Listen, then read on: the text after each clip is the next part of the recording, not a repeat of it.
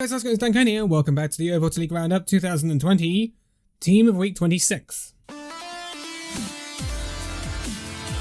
So, it's been an up and down week for a lot of teams in Week 26. We have not seen every single team in action, rip chain do, and, well, it's been a very good week for one of the teams, and they're going to feature pretty heavily, I would say, in this Team of the Week, but there's a lot of interesting things we've seen from certain different players, and I think it's really provided us with some interesting looks at hero pools as well. And with the move back to Orisa Sigma, some people have benefited more than others, but we are going to get into the Team of the Week, the people that I've picked for my Team of the Week. Again, it is just my opinion, so if you've got your own opinions, then please leave them in the comments below, as ever.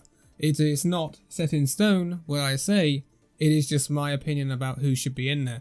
Anyway, we're going to start off with the supports as we always do, and this is going to be an interesting one because I've actually gone for what I would call two flex supports and what a lot of people will call two flex supports. But there is a reason I have picked these two flex supports. So the first one is Gangnam Jin of the Florida Mayhem. Now, Gangnam Jin, we're used to seeing him on the things like the Zen, like the Batiste, and the Ana. And yeah, he's great on those heroes. But what we did see from Gangnam Jin this week as well, because he was alongside Byron, and Byron's got a Batiste, but he doesn't have a Lucio. We saw Gangnam Jin on a Lucio. And he comes, obviously Gangnam Jin originated from Runaway. And when he was at Runaway, he was alongside Lee Jae-gon, who is now at the Shanghai Dragons. And he is obviously a fantastic Lucio player. We know how good Lee Jae-gon is. So we've never really got to see Gangnam Jin's Lucio in action. But I tell you what, he's got a nasty little Lucio in that back pocket. I'm not gonna lie. Great play from Gangnam Jin this weekend. Not just on the Lucio, but all of his normal picks as well. Gangnam Jin is one of the best players for this Florida Mayhem side. Yeah, we always talk about BQB and Gargoyle and Yaki, but they are nothing without Gangnam Jin. I think he is a fantastic player, and he's had a great week. And I think he deserves this spot. But obviously, we haven't seen the Gangnam Jin Brigitte, and this is where my other flex support comes in, because this is going to be Alarm. So, Alarm, again, great on the Zen. Absolutely godlike on the Zen, actually. Great on the Ana, great on the Batiste, but has a pretty nasty Brig. Not gonna lie, pretty nasty Brig. You put these two supports together, they literally have everything covered. It's pretty darn crazy if you ask me. But yeah, I wanted to give it to Alarm. Alarm has again had a fantastic week for the Philadelphia Fusion. I'll get there in the end. Philadelphia Fusion 6-0 this week, and honestly couldn't have been any more perfect if they tried. They did try, and they got perfect. I don't know what I'm saying anymore. Alarm, he is constantly good with his ults. He is the backbone of this Philadelphia squad, without a doubt. He is definitely on the shortlist for Rookie of the Year, surely. And to be quite honest, I would have him on the shortlist for MVP as well, because he is just so good. He's so good. He is one of the best, if not the best, flex support in the league. And he's right up there with the names of like Violet and people like that. And this is only his first season. He could be a mainstay for the Philadelphia Fusion for seasons to come. So, yeah, he's had a fantastic week, and I'm going to give it to this to him. But we're moving on to our tanks now, and I did say one team was featuring pretty heavily, and you can probably guess which one it is. They actually got a lot of Team of the Week spots back in the back at the start of the season, but they haven't had so many recently. But we are sticking with the Philadelphia Fusion, and we are going with Fury for our off tank. Now, Fury got the Player of the Match award for the match against Dallas Fuel, and I think he was very well deserving of that. Fury, we always thought of him as, well, he's this great diva player. When he was on London Spitfire, we were like, well, he's this fantastic diva. He can eat whatever he wants. He's great at fooling people into using grabs and dragons and then eating them. He's a god level diva. But when we looked at his Sigma, we were like, well, we haven't really seen Fury's Sigma, because when London played Orisa Sigma, they actually switched Gesture onto the Sigma and put Fury on the Orisa. So we were like, But Fury's Sigma this season, while he's been on the Philadelphia Fusion, has developed into one of the best in the league. He is looking really, really good. And I'm now starting to think that his Sigma can match out the quality of his D.Va. And in these days of Overwatch, that is fantastic. But not only that, we got to see his Zarya. And his Zarya is fantastic as well. And remember, this is the guy that's keeping Poco out of the squad, right? He's the main off tank, if you get what I mean. He's the main off tank player for the Philadelphia Fusion. And at the start of the season, it was Poco. And it shows Fury's development on the Sigma that he's managed to take that spot away from Poco. So Fury, he's looked great on the Sigma, great barrier usage, always great with his kinetic grasp, always great with his rocks, with his accretion. He's looked great on the Zarya, his bubbles are on point, he uses his charge so effectively, he lights up the kill feed at times on that Zarya.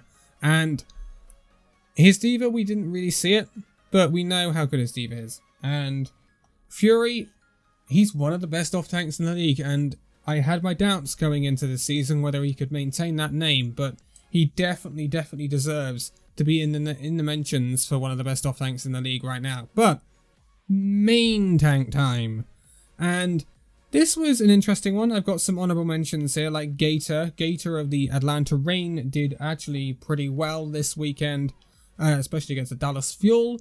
Also we have Sado, obviously, of the Philadelphia Fusion once again. Sado, he is one of the most stable main tanks in the league right now, and it's not something we would have been saying compared to last season when he was very much underperforming. But now he's really stepped up alongside Fury and Poco, and he's doing wonders. He really is doing wonders, but it's not him. Also Fearless, again, Fearless is a name we mention a lot, has had a great week for the Shanghai Dragons, with them getting the 3-1 victory over the New York Excelsior. But I am going to give it to the man in pink. I'm going to give it to Gujue of the Hangzhou Spark. And I think he had a great week against the London Spitfire. Obviously, his competition in main tank wasn't particularly bright, shall we say. But Gujue really controlled space well against London Spitfire. We saw him on Hammond and Winston on Ilios for the first map, and then Orisa for the rest of the match. And he looked very capable on all heroes. Obviously, Gujue always looks great on the more dive-based main tanks, so Hammond and generally Winston, he is one of the best Winstons in the world, is what Gujue is known for. And he looks great on the Reinhardt, but his Orisa, I think a lot of people sleep on Gujue's Orisa. I think he's actually really decent on that Orisa pick. And he really controlled space well against London. Again, it's tough to say because he was up against JMac. And let's say JMac is not great at taking space for London, is he? But Gujue really ran the show. He really ran the show. And it enabled, Godsby and Architect to do their job, to do what they do best, and that is pop off and just decimate the Spitfire. And they did it with extreme effectiveness. And I think there was a big sort of night and day difference between what we saw from Hangzhou in this match and what we saw from them when they last took on the London Spitfire, which was just before the Summer Showdown, and they got heavily 3-0'd. But again, it can be a difference in main tank, and main tank's making all the difference. And Gujue was a great main tank this week, and he really stood out for me. But there are plenty of names you could have put in here, as I said, Fearless, Sado, Gator, amongst others. But Gujue really stood out for me, so I'm going to give it to Gujue. Then we move on to our DPS though, and we saw something a little surprising this week. Obviously we still got the Genji in meta because, well, his nerfs haven't gone through to the Overwatch League yet, even though they've just gone through onto live. So Genji is still pretty powerful, and a lot of teams are still running this Genji unless they're running TRACER Sombra dives like Shanghai do, or some other variation of that. But what we did see this week from the Philadelphia Fusion is Ivy on the Genji, and we hadn't really seen too much of the Ivy Genji. Generally they've been playing EQO, and we all know about EQO's pop-off against like Paris in the Summer Showdown final. He's looked fantastic on the Genji, but Ivy came in to play the Genji this week for the Philadelphia Fusion against both of the teams they are up against, and the Valiant and the Dallas Fuel. And to be quite honest, he looked just as good. He really, really did. Ivy had a fantastic Genji this week. And with Genji...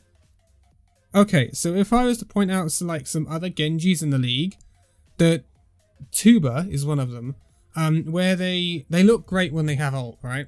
And they really pop off when they have ult. But do they pop off, or do they do well when they're just vanilla Genji? Chucking the shurikens in, chucking the triple shot shurikens in, going in with the dash resets, going in with the flex. Are they looking like a great player when they're playing a vanilla Genji? Not all of them do. Not all of them do, and I think Tuba is an example of this. But Ivy, however, great. He was great. Dash resets, deflects, just the shurikens in general, and he was great at building his ult, and when he got his ult, damn. Try and stop the guy. He was great. But I do have some honorable mentions. Ivy's going to get the spot, but Sparkle, obviously, great week for him. Yaki really stepped up this week for the Florida Mayhem. I want to mention him. Lip, yeah, we see Lip on the Sombra. We don't see Lip on the Genji. But I think Lip is fantastic for the Shanghai Dragons right now. Absolutely fantastic. KSF had a great week for the Valiant despite their results. Eileen, great for the Guangzhou Charge. And Erster for the Atlanta Reign. It didn't go as well for the Atlanta Reign when they subbed Erster out, did it, and brought in Saucy. They lost Nimbani probably because of it, and they lost their top 4 spot because of it. But Erster looked great on the Genji when playing for the Atlanta Reign this week. But we are going to move on to the Hitscan, the last place in our lineup. And this is a tough one. I'm not going to lie, this is a tough one because there's so many people that can get into these spots lately, especially in the DPS role, especially in the DPS. It's so stacked. So, honorable mentions first. Edison. Edison has been great for the Atlanta Reign this week. BQB, looking on form again for the Florida Mayhem. Great going into the Countdown Cup. Ans for the San Francisco Shock. Again, looking great as ever. Ans is really consistent on that Widowmaker, and he's really proved me wrong from what I thought at the start of the season. Linkser. I feel really sorry for Linkser this week because Houston have not had the best of results, but it's certainly not been down to the fact that Linkser has not tried his bloody heart out. He's been fantastic, Linkser, this week. It's just unfortunate his team has not been able to muster around him and get the results. It's unfortunate, but I didn't want to leave Linkser out here. Carpe has had a great week for the Philadelphia Fusion. We haven't seen total Carpe because we've seen him subbed in on certain maps. It's been a lot of Hisu this week, actually, alongside Ivy. But I wanted to mention Carpe because when he's come in, he's looked like the god tier Carpe that we all know and love. And I'm actually going to give it to the man in red. It's Fletter. And the reason I'm giving it to Fletter is because we're seeing Fletter on the Tracer a lot. And his Tracer is just, it's balmy. He's so good. So good. He causes havoc in the backline. Remember, the Shanghai Dragons were not taking on... Okay, I don't want to be insulting to Chengdu here because they are 3-0 in this month, but they're not taking on Chengdu. They're not taking on like Hangzhou or London, a team where you'd expect the DPS of the Shanghai Dragons to dominate. They are taking on the New York Excelsior. This is the New York Excelsior with Jonak and Animo in the backline, two really fantastic support players. This is the New York Excelsior that can run a front line of Haxel, Sabiobi, Libero, Nene. Fantastic quality and a great tank line in Bianca and Mano. And Fletter just went to town on him. He just went to town on him alongside Lip. And this is the Fletter we've missed. We did not see Fletter last season. He was a shade of his former self that we saw in Season 1 for the Seoul Dynasty. And he is getting back to that form now. He is showing what the Seoul Dynasty are missing out on. Because I tell you what, imagine Fletter alongside Prophet at the Seoul Dynasty. They really messed up letting Fletter go. They really did, in my opinion. And I think maybe it's something that comes back to bite the Seoul Dynasty in the long run. But Fletter has been fantastic this week. And he is the talisman of this Shanghai Dragons side in the DPS. And the fantastic thing about the Shanghai Dragons side, and it's astonished me against New York, when you get this feeling with Shanghai, when Fearless, Lip, and Fleta are still alive, anything can happen. Anything can happen. Because those 3 players are just another level. They are on another level to a lot of the rest of the league. And it's crazy. It's just bonkers. But I think Fleta had a fantastic week, so I'm going to put him in this spot. But again, no takeaway from like Carpe, Lynx, and Speaky B. Edison. They've had fantastic weeks alongside other people as well.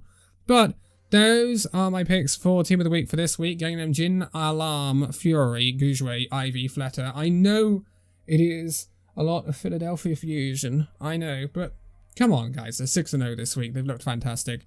Give them a break. They haven't really featured too heavily for a while, the Philadelphia Fusion.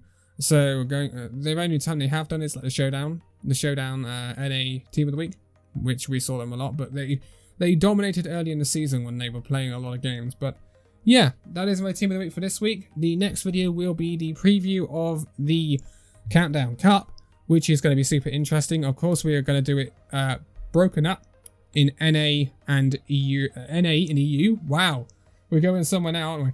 NA and APAC regions. So there will be 2 roundups previewing next week, which should be pretty exciting. And it's the last tournament ahead of the last 2 weeks of the season, and then all we have left are the playoffs. It's getting to that time of year, boys and girls. It's getting to that time of year. It's about to get real exciting. But for now, thank you guys so much for watching this video. If you liked it, give it a like, subscribe if you're new, and I'll see you in the next video. See you then.